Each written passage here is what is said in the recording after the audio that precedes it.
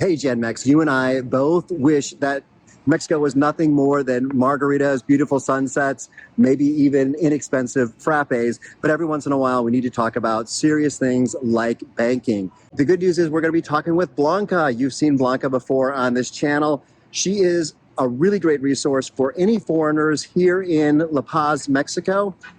And she's the type of person that you would get to meet or you would be connected with if you purchased the Mexico Relocation Guide. Mariana with the Mexico Relocation Guide has vetted all the people that are in that directory, and they are all top quality people like Blanca. So if you're living somewhere else in Mexico and you're interested in meeting someone like Blanca, check out the Mexico Relocation Guide. If you use my link below, that helps my channel. Let's go ahead and meet with Blanca. She said that she would meet us at a bank here. This bank is actually brand new in La Paz. It's called Mifel. I just heard some really great things about it the other day. So let's head inside and learn everything there is to know, or most of what there is to know about being a foreigner and banking in Mexico. Okay, so we're inside now with Blanca. So Blanca, why don't we start? Can you explain to us why we're inside this bank? Thank you very much for this. I'm so happy to be in the video. I choose Banca Mifel because Banca Mifel is one of the banks that is very related with foreigners. I mean, about the services that they offer. Well, that's great. So, for instance, when I moved here, I opened a Banorte account.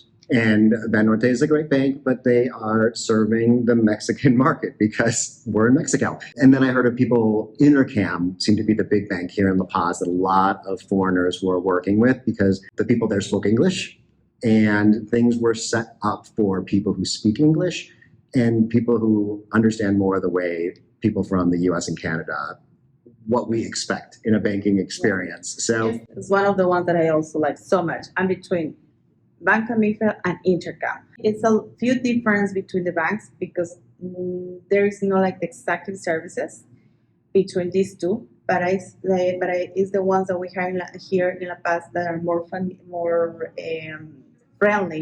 with our market, with the foreign market. We are here in La Paz, and I know that these banks do operate in other cities in Mexico. So there's probably a couple others. I don't know if you know of any others that are operating on the mainland or different the Yucatan Peninsula. So just know, unlike me, that there is an option out there. If you want a bank that really caters to foreigners, that option is probably available. Hey, I just wanted to break in here really quick because there's something that Blanca and I didn't really discuss. It kind of got mentioned in this interview. It probably needs its own video, and it's about exchange rates and moving money into your account, something that's very important. I'll come back a little bit later on. I'll be sharing a little more with you. I'm just having my morning tea out on the veranda at our place here in El Centenario, looking out over the Bay of La Paz with my puppies. So continue watching the interview and I'll be back in a few moments. Let's get into some maybe a little more broad questions.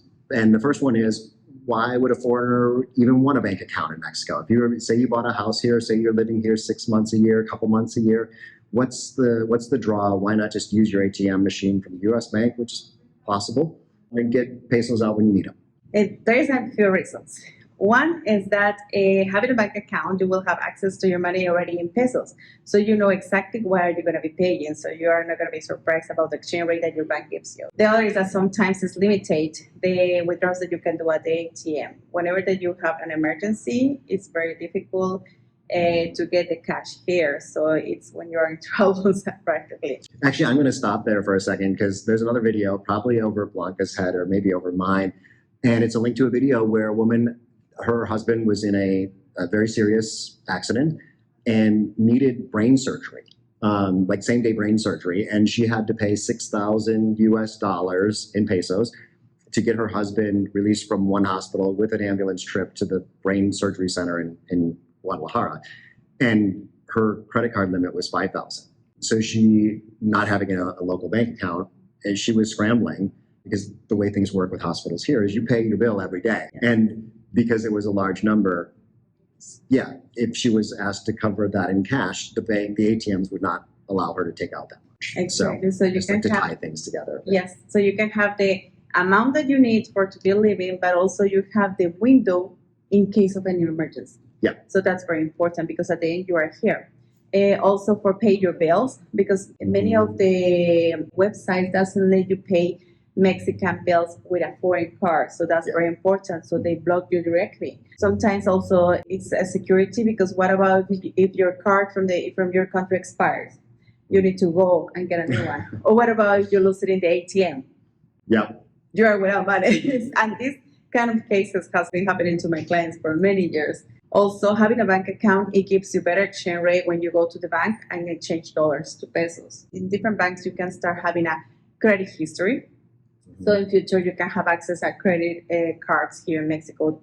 The interest that is paid here in Mexico is, of course, higher than in your countries, but you have the option. If you pay at the end of the month, you will not have any interest, but you can have the option of create a credit history here too.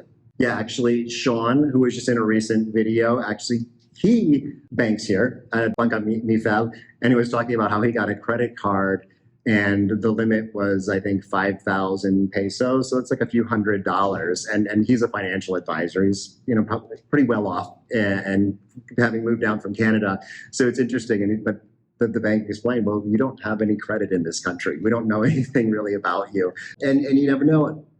Having some credit in another country, it could be more meaningful in the future than it is right now. My recommendation is always get a cell phone plan. Mm-hmm. It's the easiest way to start having a credit history in Mexico. Oh, but you need to be resident to do that. Actually, for any credit, you need to be resident. It's the easiest way. So before getting to the bank and start with the credit history, I recommend always to have the cell phone plan a few months, so that will help you.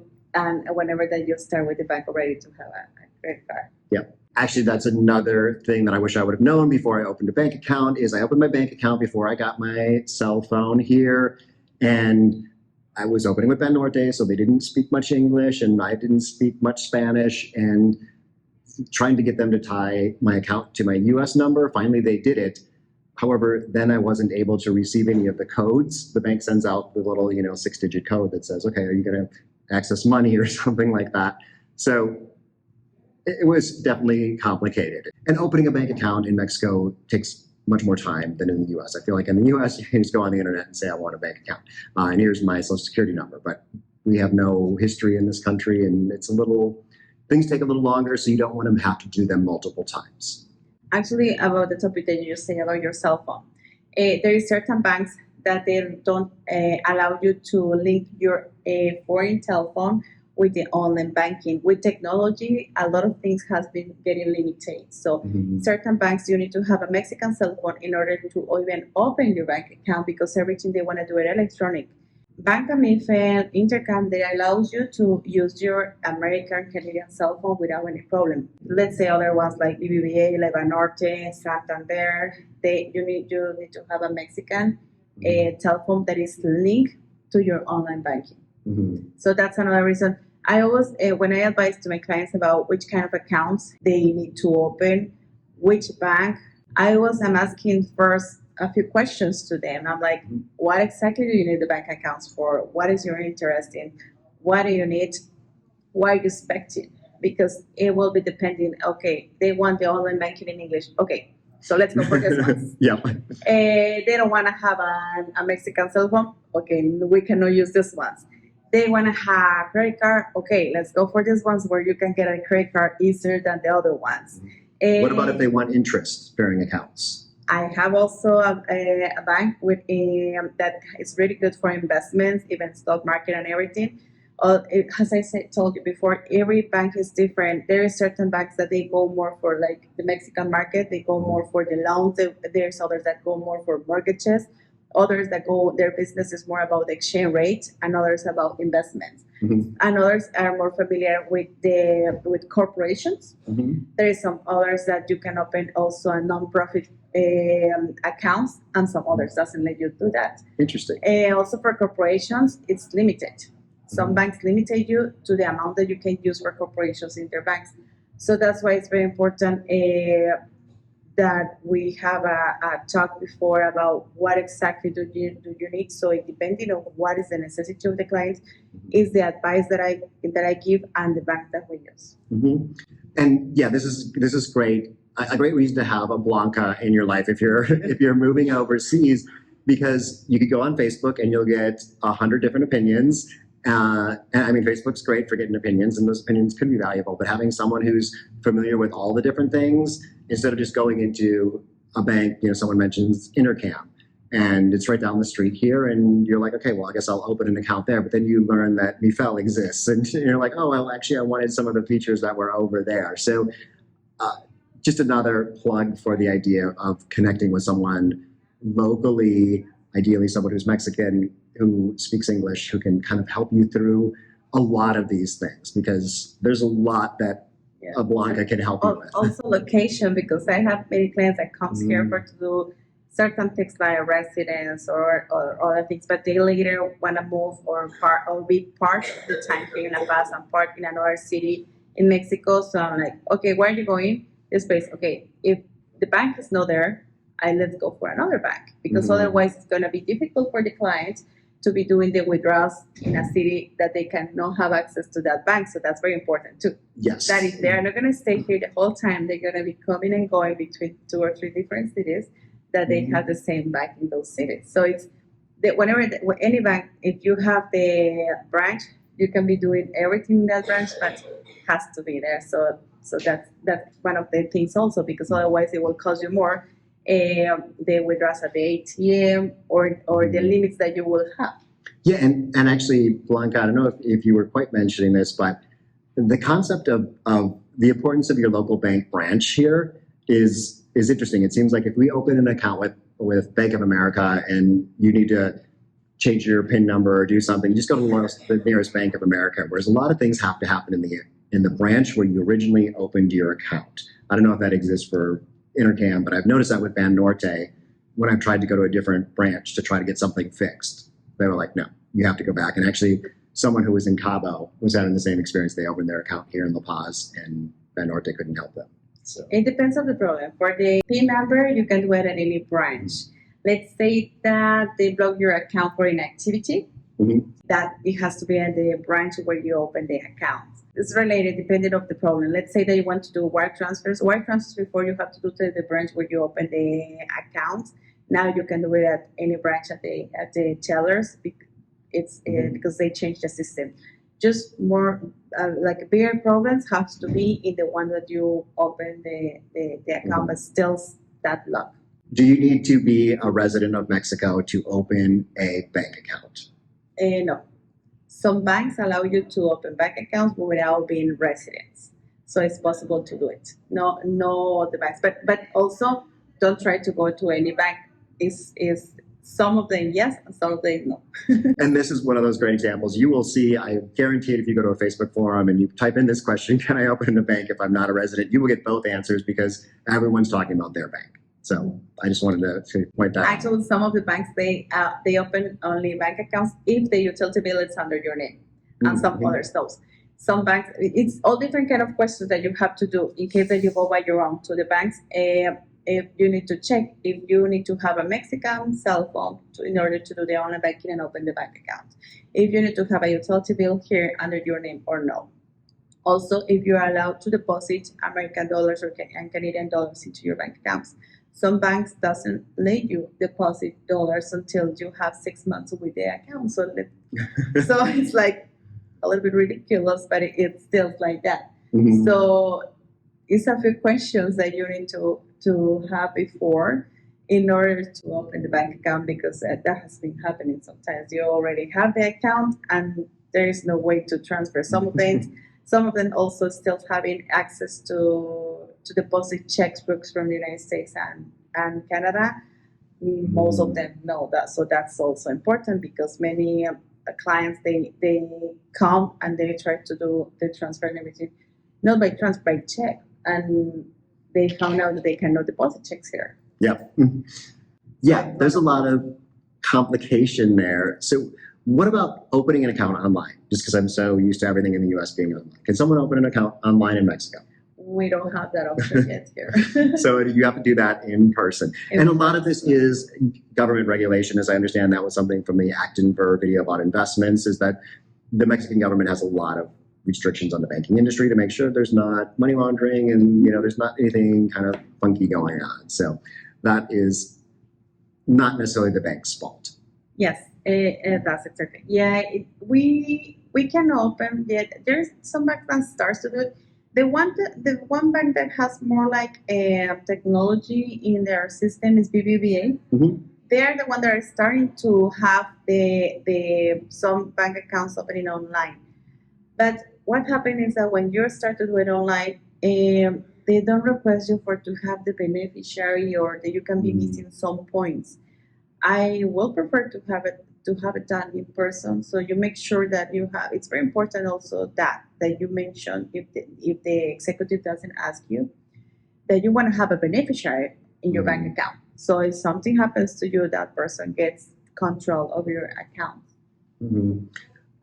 Yeah, and we'll definitely have a video about wills and trusts and stuff like that because that's a whole additional topic. But what kind of time should someone expect? Say they came here, they're a foreigner, and they wanted to open a bank account. How long are they going to be hanging out here at the bank? What's typical? Okay, when I help my clients, I do the previous work, and they just come to sign and everything, and still spend like between 1 and 1.5 hours. Mm-hmm. If you go by your own, probably will be a few visits to the bank, Mm-hmm. and depends of 1 or 2 hours. What I do always is that I set up the appointments, so I try that everything be easier and faster. Yeah, and I can attest to 2 hours, and that's I lost my ATM card, and that was another 2 hours on top of that. So don't lose your ATM card. But how about fees? What kind of fees are common with Mexican banks? The fees, if you go below the minimum balance, is whenever that you have the fees. Approximately online banking is charging you from 0 to 100 or 200 pesos, depending for personal or business account. But there is banks like LI that doesn't charge you anything for online banking. Some banks charge you for their checks. Some of them no checks that are like, I don't remember, it's like between 5 and 10 pesos whenever that you cash a check from them. Mm-hmm. Those are the most common. If you use the ATMs that are related with the bank, you don't have ATMs fees in the cards. And it's always important whenever that you want to use your ATMs from your country here to check which banks also are familiar with your cards, because also using your foreign card, you can go to an ATM and the fee can be from 20 pesos to 250 pesos. Yes. So it's very important also to check that. And on top of that, an awful exchange rate. So I've got a video about that. One of these corners about finding the right ATM machine. The quick answer was HGSBC was never the right answer. When I put my card in, yeah, it was. I felt like it was more fees than pesos on that. For foreign cards, is Scotiabank and Banbajo. Those are good. You typically, yeah. Yes, they charge you 20 pesos for the withdrawal, and you can withdraw until 10,000 pesos per card. Yes, very good. Good. And not that there's anything wrong with HSBC Bank. It might be a perfect bank for their customers. It's not such a good bank when you're using a foreign card or a foreign ATM card to get pesos out. So what about insurance? In the U.S., bank accounts are protected up to $250,000. What to expect in Mexico? It's protected until 400,000 UDIs. UDIs is an index number, and the value of the UDI at the moment is 6.92. So at this moment, we are talking about 2.6 million pesos are protected. And that's if the bank were to fail. And also, if you have term deposits, also those ones are protected. What is not protected is mutual funds. The mutual funds investments. Oh, okay. But the term deposits, those ones are the CDs. The CDs, yep. That ones are protected. Okay. What if someone fraudulently accesses my account or something and just empties it out somehow? Is there any protection here for that? Yes, but usually it's an investigation about that. So, of course, that happens. It's not very common because every time, and some of that you already have your bank accounts, you know that it's a lot of security. You need to type many codes, have the codes from here and the other. So it's secure, most of the banks here in Mexico, but can happen. But usually you complain and everything, and it's kind of like a process.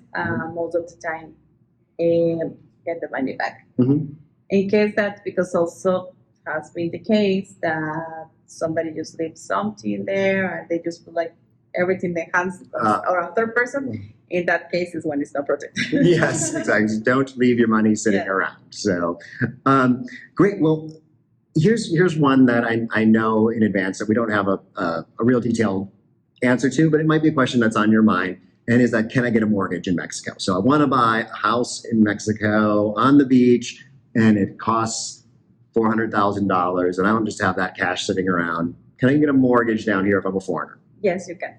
It's a little bit more difficult because you don't have a credit history here. Actually, it's more like, I think it's related to a foreign bank, but it's possible to do.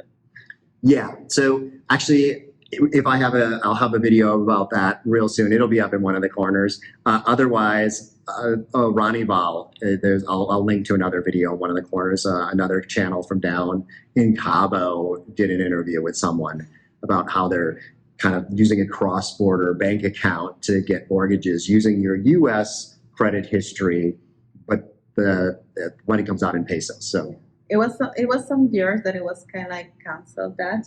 When I used to be working with BBVA, we used to have mortgages through BBVA and Compass Bank.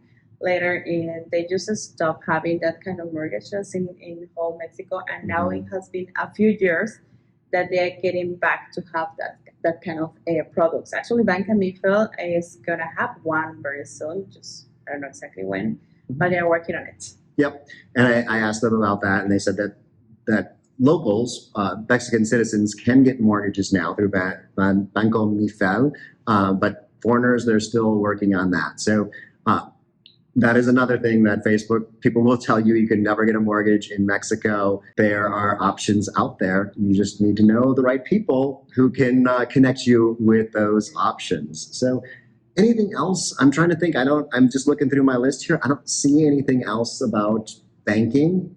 Anything else that your folks that typically run into? Well, the most necessity is the exchange rate.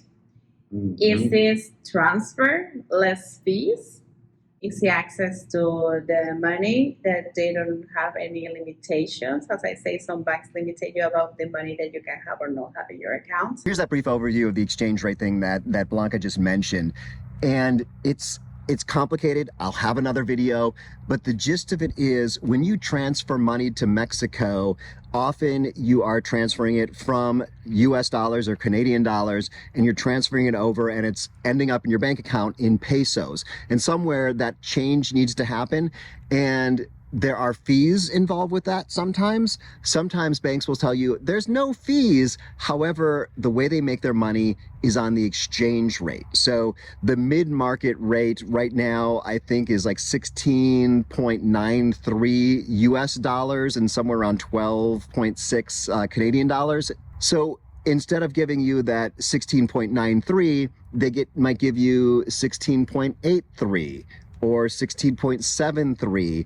When you transfer your money over, you're ending up with fewer pesos. That's something important to analyze when you're choosing a bank. And I think it's important to be able to transfer money in using a service like Wise.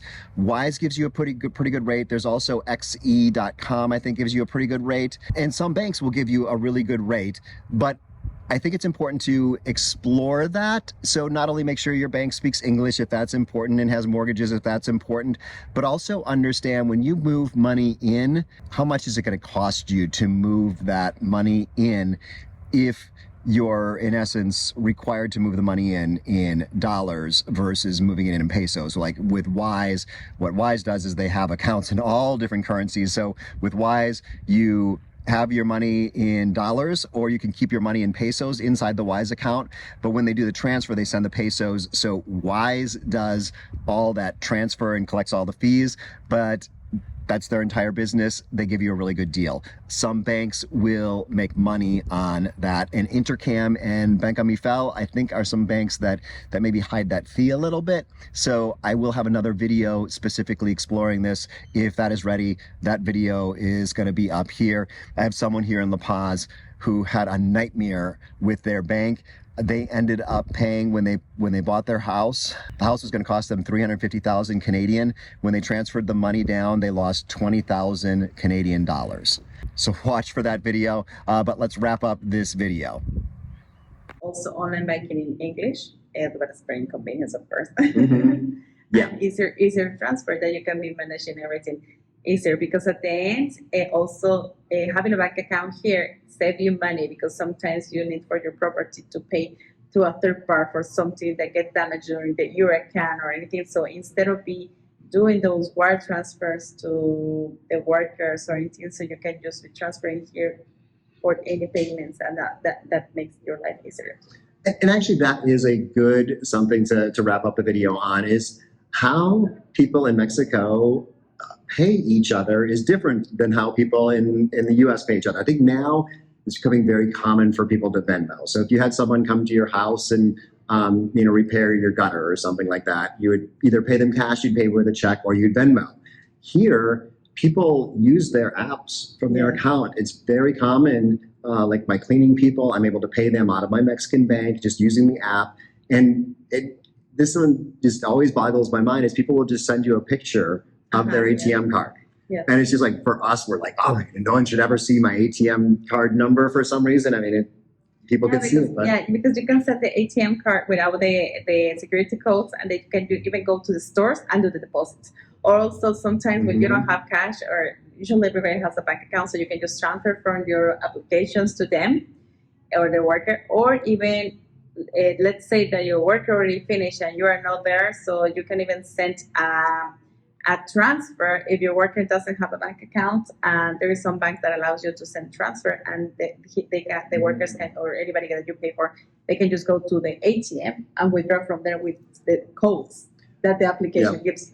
That is pretty cool. I noticed that, like, when I use my Banorte app, I can say, like, oh, this is how much money I want to take out. And then when I walk up to the ATM, I just scan the code.